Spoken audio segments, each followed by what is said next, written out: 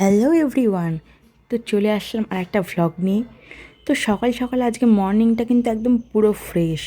আর এই দেখো জানলার পাশে কিন্তু কত গাছ সুন্দর সুন্দর করে রাখা আছে। আমার কিন্তু ভীষণ ভালো লাগে এরকম করে গাছ পরপর সাজানো থাকলে। তো যাই হোক, এটা হচ্ছে আমার মামার বাড়ি। তো আগের দিন কম্পিটিশান কমপ্লিট করে আমরা চলে এসেছিলাম মামার বাড়িতে। তো তোমাদের তো বলেছিলাম যে আমরা কোথায় যাচ্ছি সেটা আমি তোমাদের পরে ভ্লগে দেখাবো। তো সেই জন্য আবার একটা ভ্লগ নিয়ে চলে এসেছি তোমাদের কাছে।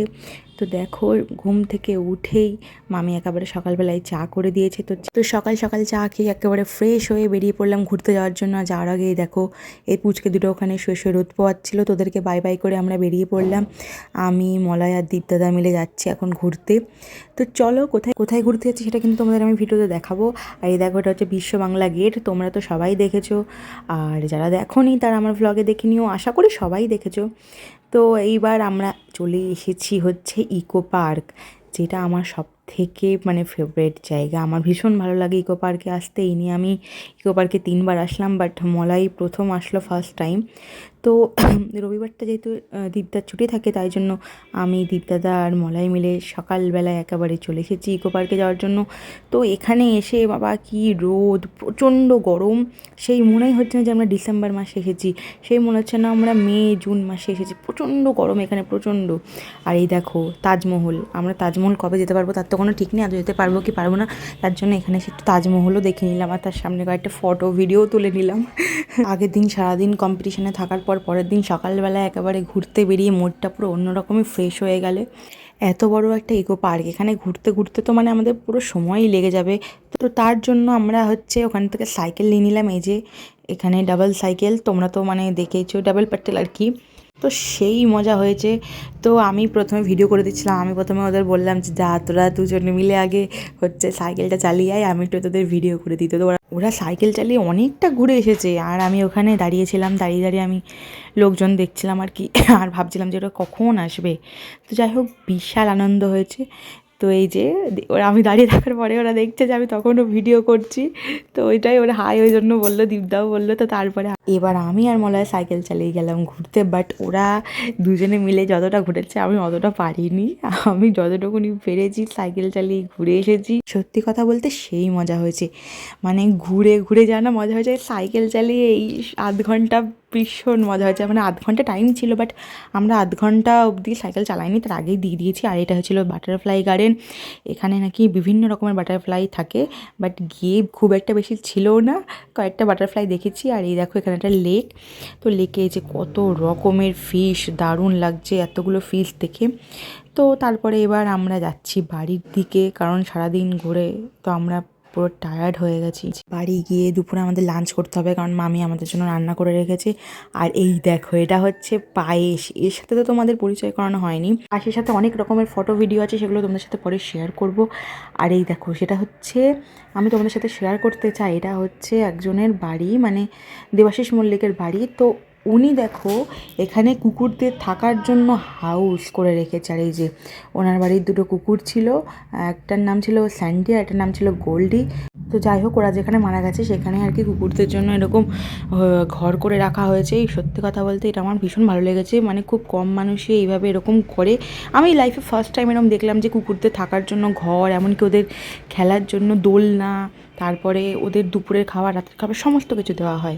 যাই হোক, পরের দিন সকালবেলায় আবার ঘুম থেকে উঠে একদম মামার বাড়ির সামনে যে লেকটা, ওখানে আমি আর মলয় চলে আসলাম। তো এসেই দেখো, আমি তোমাদের লেকটা একটুখানি ঘুরিয়ে ঘুরিয়ে দেখায়। লেকটা কিন্তু ভীষণ সুন্দর। তো লেকটা ঘোরার পরে আমরা চলে আসলাম মানি স্কোয়ার যে মলটা, মলে ঘুরতে আসলাম।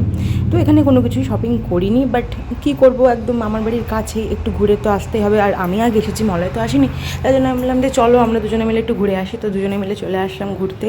এই টেডিটা আমার ভীষণ পছন্দ হয়েছিল, আমি ওনাকে বললাম একটু কিনে দাও, তো আমাকে এটা দিল না। ও বললাম তোমাকে পরে ভালো দেখে একটা বড় টেডি কিনে দেবো। তো যাই হোক, তার বদলে আমাকে এই মেকআপ রাখার জন্য এই ব্যাগটা কিনে দিয়েছে। ব্যাগটা কিন্তু ভীষণই সুন্দর। তারপর চলে আসলাম আমরা বাড়ি। আর বাড়ি এসে এই যে পায়েস বাবু আমাদের জন্য অপেক্ষা করছিল। ওর সাথে কিন্তু মানে এই কদিনই বিশাল বন্ধুত্ব হয়েছিল আমাদের, মানে ওকে ছেড়ে আসতে ইচ্ছা করছিল না, খুব তাড়াতাড়ি আবার যাবো ওর সাথে দেখা করতে। তো যাই হোক, বাড়ি এসে আমরা খেয়ে দিয়ে রেস্ট মানে নিয়েই আর কি বেরিয়ে পড়েছিলাম আবার ভিক্টোরিয়া যাওয়ার জন্য। তো যাই হোক, আমি আর মলয় সেদিনকে দীপদাদা আর কি বাড়ি ছিল না, ও অফিসে গিয়েছিল, তার জন্য আমি আর মলয় দুজনে মিলেই বেরিয়েছিলাম। দীপদাদা আমাদের উবে ঠিক করে দিয়েছিলো, তো উবে করে আমরা দুজনে মিলে চলে আসলাম এই ভিক্টোরিয়া দেখতে। ভিক্টোরিয়ায় আমি ফার্স্ট টাইম আসলাম ঘুরতে। আগে আমি মামার বাড়িতে এসে অনেক জায়গায় ঘুরেছি, বাট ভিক্টোরিয়াতে আসা হয়নি। আর যদিও বা এসে থাকি তাহলে হয়তো ছোটোবেলায় আমার একদমই মনে নেই। যাই হোক, প্রচণ্ড গরম লাগছিলো এখানে, তো ভাগ্যিস সোয়েটারটা পরে আসিনি বা নিয়েও আসিনি সাথে করে, কারণ এখানে এত গরম লাগছিলো মানে কি আর বলবো। আজকে সকাল থেকে সারাদিন তো বেশ ভালোই কাটলো। সকালবেলায় ঘুম থেকে উঠে একেবারে চলে গেলাম লেকে। তো লেকে কিছুক্ষণ সময় টময় কাটিয়ে তারপরে আবার চলে গেলাম মানিস্কার মলে। তো মানিস্কার ঘুরে এসে তারপরে আবার মামার বাড়িতে এসে পায়েসের সাথে অনেকক্ষণ সময় কাটালাম। তো তারপরে খেয়ে দিয়ে আবার বেরিয়ে পড়লাম ভিক্টোরিয়া আসার জন্য। তো এখন শুধু ভিক্টোরিয়ায় না, আরও অনেক জায়গায় যাবো, সেই ভিডিওগুলো তো তোমাদের সাথে অবশ্যই শেয়ার করব। তো তোমরা কিন্তু পুরো ভ্লগটা আমার দেখতে থাকো। তো ভিক্টোরিয়ার ভেতরে তো সমস্ত ঐতিহাসিক কাহিনী রয়েছে। তো তোমরা যারা যারা আগে ভিক্টোরিয়া ঘুরতে এসেছো, মানে বেশিরভাগ জনই এসেছো, তো তোমরা তো সবাই জানো যে এর ভেতরে কী কী আছে, বাট সেই নিয়ে আমি আর বেশি কিছু বললাম না। তো যাই হোক, ভিক্টোরিয়া তো ঘুরলাম। ভিক্টোরিয়া ঘোরার পর এবারে আমরা চলে আসলাম হচ্ছে প্রিন্সেপ ঘাটে।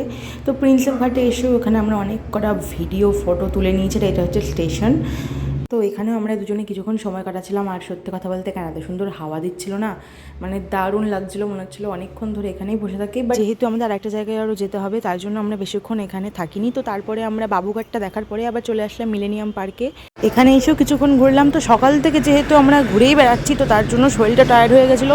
তার জন্য মলয় বললো আর ভালো লাগছে না, এবার বাড়ি চলো, বাড়িও ফিরতে হবে, সন্ধ্যা হয়ে যাচ্ছে। তো তার জন্য আবার আমরা চলে যাচ্ছি এখন বাড়ির দিকে।